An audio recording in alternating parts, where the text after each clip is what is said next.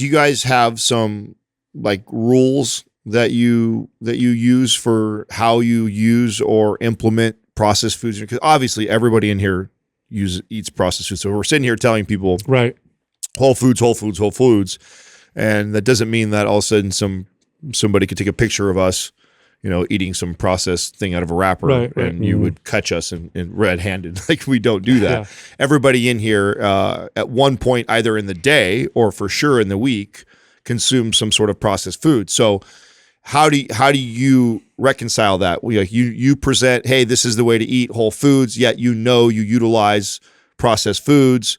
So what do you guys keep rules, or do you guys have like, oh, if I do this, then I'll allow this, or oh, I pay attention when I eat this, I only will do this? Like, how do you manage that and allow it to come in and out of your life? Yeah, I don't have any hard rules, but I would say the vast majority of my diet is whole natural foods. So the vast majority of my diet is like one ingredient type of foods with seasoning.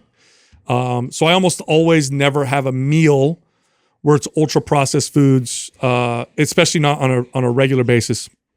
That's just bottom line. Most people, it's the opposite. Most people, if you look at the average, is about 70%. So if you look at all the food they consume, 70% is ultra processed. I think if you flipped it and made it like 10 to 20% ultra processed and 80%, 90% whole natural foods, I think that would solve. Oh, I think if you just flipped it and did 70-30, you'd be okay. Yeah. I think 70% even whole foods and 30%. Because of course, our prepackaged oatmeal that all of us eat on a pretty regular basis, that's considered processed food. It is. The protein bar that Doug was eating just an hour ago. The beef jerky Justin was eating yesterday. I mean, so there's caught up with that stuff, the snacky stuff, or like if I'm driving and then I'll get something with protein, like a bar.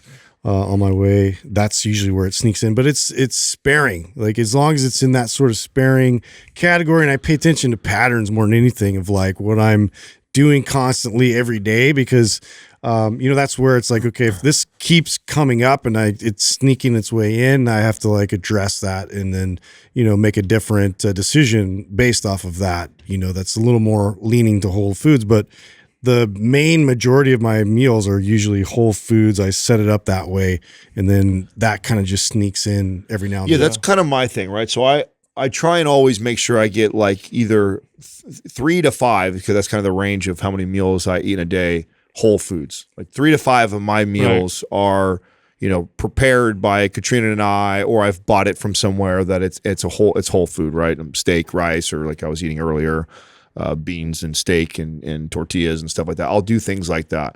But if I'm on the go, or I'm like in a hurry, something like that, and I want to have a protein bar, or I want to use the oatmeal or the beef jerky as a snack in between those whole meals, like, it's not a big deal to me.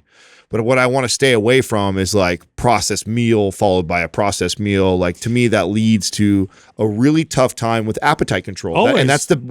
And by the way, I know, because I've done competitions where I've tracked and measured, it doesn't make that big of a difference in my pursuit of fat loss, so long as I'm perfect on making sure that it's the same tracking. Right. But the discipline to stay tighter on the diet is harder, just because it actually does not suppress the appetite like whole foods do for me. When I eat processed food, like, my body goes right through it. I'm hungry again. Start reaching around for other items. Yes. Or you want to eat more of it. And so that's the bad part of it. And I think that's the part that people have to accept or understand, is like, nobody is sitting on here trying to demonize processed foods. 100%, all of us in here utilize them, but be aware of how your body breaks that down, uses it, and what it does to you when it comes to appetite control, which that has a direct effect on your behaviors.